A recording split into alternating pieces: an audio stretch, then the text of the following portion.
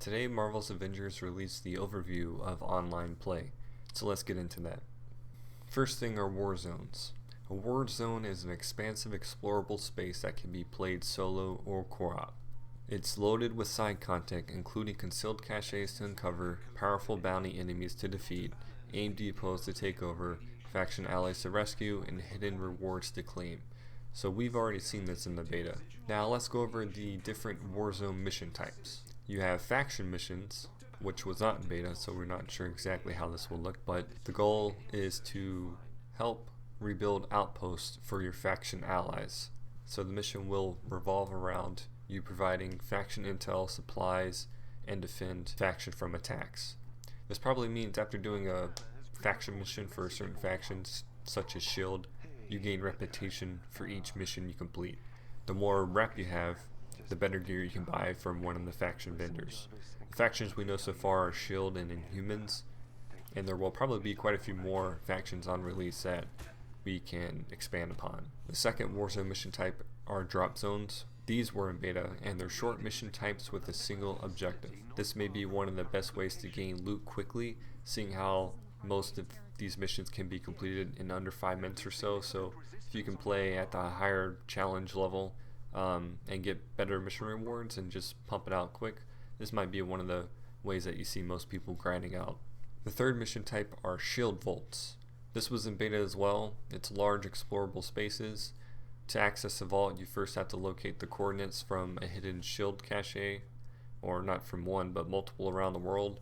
And then there's also a number puzzle mechanic involved to open the vault while you defend against a wave of enemies.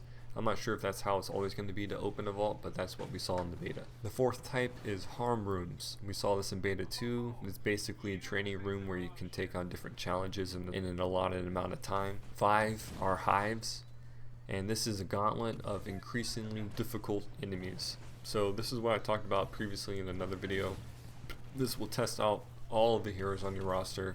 So when one hero dies, you switch to another one until everyone on your roster is either dead or you come out on top. The last Warzone mission type are villain sectors, and this is just a mission with a boss fight at the end. Pretty self-explanatory, but I'm excited to see if they will take new bosses that we didn't see in the story mode or the campaign. They also go into hero level and power level, and I just wanted to basically read exactly what they put because I thought it was interesting and some new info.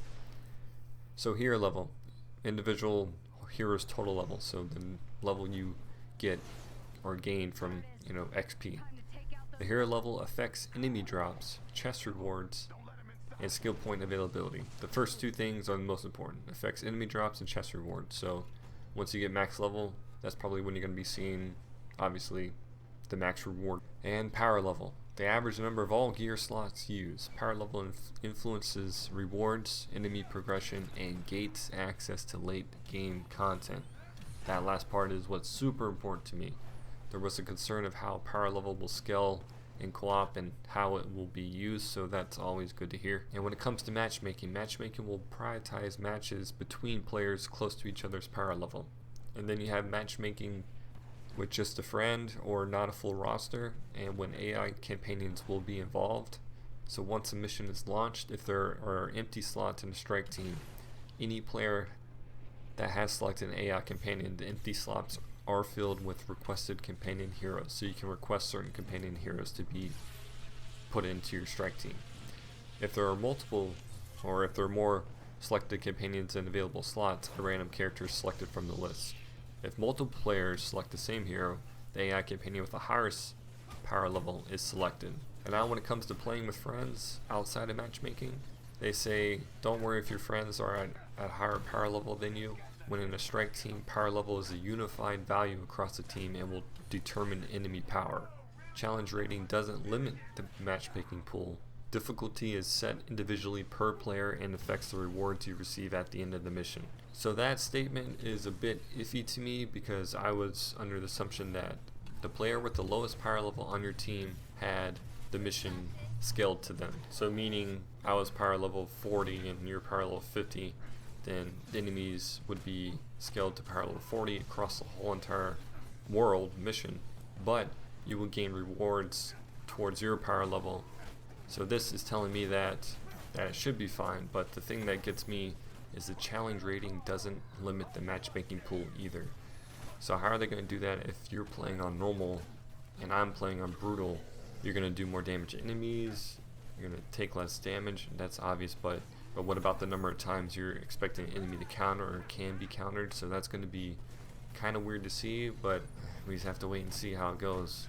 And when it comes to join in progress, they say it doesn't support join in progress matchmaking at this time. And I like to see that implemented soon, because this could be an issue at launch, especially due to server overload or another problem that could cause frequent disconnections while you're playing. And I would hate to see someone kicked out after a long Warzone mission and lose all your progress, lose any gear you obtained. That would suck. So that's it for this video. Tomorrow they're going to go in detail about gears and cosmetic, another thing to look forward to, so I'll have another video out tomorrow. Peace!